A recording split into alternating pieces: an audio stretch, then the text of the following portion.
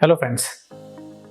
Recently आपने सुना रहेगा एक नया ड्रग डोस्टारलीमैब, इससे कैंसर ठीक हो रहा है।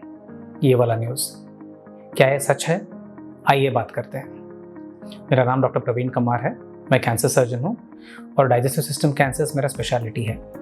मेरे स्पेशलिटी में मैंने 5000 से भी ज़्यादा कैंसर रिलेटेड सर्जरीज की हुई है। दोस्तों, अगर आपने रिसेंटली न्यूज़ देखा है, हेल्थ रिलेटेड या कैंसर रिलेटेड न्यूज़ कहीं पे सुना है, तो आपको शायद ये न्यूज़ पता रहेगा कि कई सारे न्यूज़ चैनल्स में और न्यूज़पेपर्स में आया है कि एक नया ड्रग ईजाद हुआ है जिससे कैंसर कम्प्लीटली गायब हो रहा है और इससे सारे पेशेंट ठीक हो रहे हैं।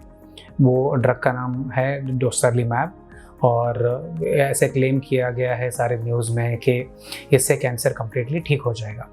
बट इसमें कितनी सच्चाई है? दोस्तों, जो क्लिनिकल सिनेरियो में जो सच्चाई है, जो न्यूज़ में दिखाते हैं, उससे काफ़ी डिफरेंट होता है। ऐसे क्यों है? इसके बारे में इस वीडियो में हम डिस्कस करते हैं।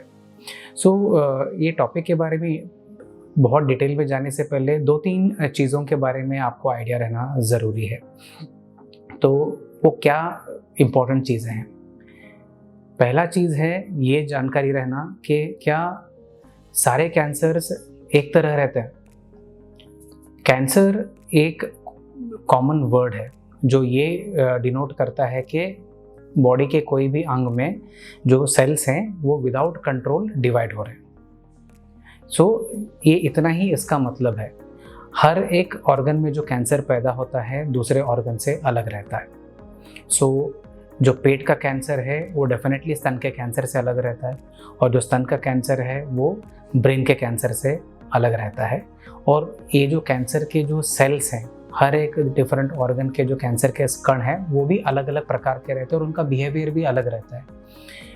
इसी कारण के लिए इन अलग अलग ऑर्गन्स में जब भी कैंसर होता है तो इनका ट्रीटमेंट भी उसी हिसाब से अलग अलग होता है।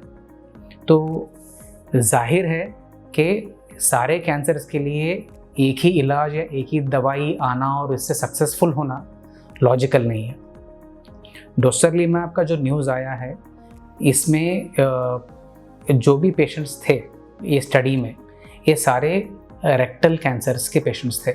रेक्टम जो बड़ी आंतड़ी का आखिरी हिस्सा है, उसके कैंसर के पेशेंट्स के ऊपर ये दवाई का इस्तेमाल किया गया और ये स्टेज 2 और स्टेज 3 के रेक्टल कैंसर्स में इस्तेमाल किया गया। तो इसमें इनको अच्छा रिजल्ट मिला। जो रिजल्ट है वो सिर्फ रेक्टल कैंसर के पेशेंट्स के प्रति जो आए हैं रिजल्ट्स, इसको दर्शाता है। दूसरा कौन सा पॉइंट है? दूसरा पॉइंट ये है कि हम कैंसर का ट्रीटमेंट कैसे डिसाइड करते हैं। जब भी कोई भी नया ट्रीटमेंट आता है या कोई नया सर्जरी या कोई नया ड्रग आता है तो हम इसको बहुत डिटेल में एनालाइज करते हैं, स्टडी करते हैं। बड़े बड़े इंटरनेशनल इंस्टीट्यूशंस और मेडिकल इंस्टीट्यूशंस, इन बड़े जगहों पे कई सारे पेशेंट के ऊपर, सैकड़ों पेशेंट के ऊपर स्पेसिफिक स्टेज के कैंसर्स को लेकर ये दवाई कितना असरदार है इसके ऊपर रिसर्च होता है। जब ये रिसर्च में हमें पता चलता है कि ये कोई पर्टिकुलर ट्रीटमेंट ये स्टेज के, ये प्रकार के कैंसर के लिए असरदार है, तब बहुत सारे नेशनल और इंटरनेशनल जो संस्थाएं हैं और इंस्टीट्यूशंस है और गवर्निंग बॉडीज़ है, ये गाइडलाइन में ये ट्रीटमेंट को इंक्लूड करते हैं, ये सजेस्ट करने के लिए कि ये ट्रीटमेंट अभी ये स्टेज के बीमारी के लिए आप इस्तेमाल कर सकते हो। उसके बाद ही ये ट्रीटमेंट स्टैंडर्ड ट्रीटमेंट बनता है और सब जगह पे इसका इस्तेमाल चालू होता है। जब हम डोस्टारलीमैब का हम बात करते हैं, स्पेशली रेक्टल कैंसर में, अभी जो न्यूज़ आया है सिर्फ वो एक स्टडी के ऊपर जो रिजल्ट्स हैं उसके ऊपर निर्भर करता है।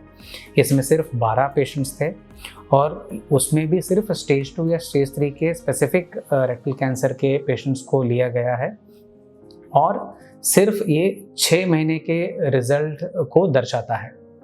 जब हम कोई भी ट्रीटमेंट को सजेस्ट करते हैं या हम ट्रीटमेंट को इस्तेमाल करते हैं तो इसके लिए हमें लॉन्ग टर्म फॉलोअप लगता है। जो पेशेंट को सालों से हमको फॉलोअप करके देखना रहता है कि उस ट्रीटमेंट के साइड इफ़ेक्ट्स क्या हैं, इफ़ेक्ट्स क्या है, क्या फ्यूचर में जाके बीमारी वापस आ रहे हैं क्या।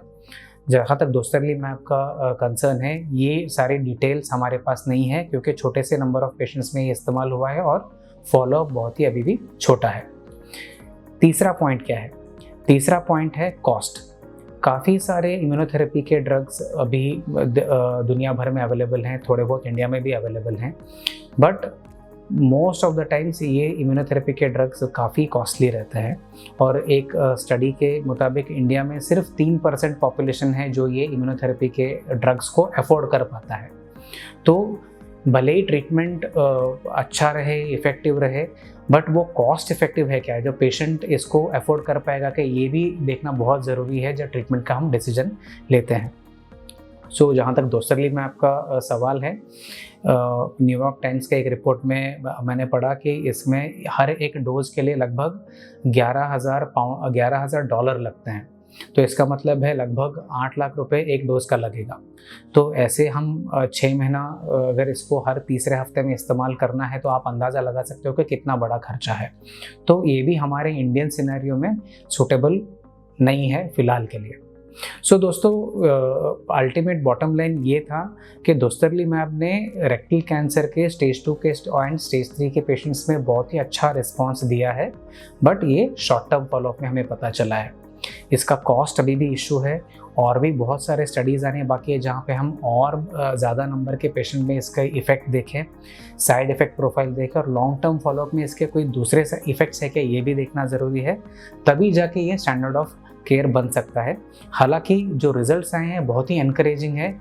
इससे हमें ये पता चलता है कि इम्यूनोथेरेपी कितना हेल्पफुल हो सकता है कैंसर के पेशेंट्स में। आने वाले फ्यूचर में हमें पता चलेगा कि ये हम कितना ईजिली हमारे पेशेंट्स में इस्तेमाल कर सकते हैं।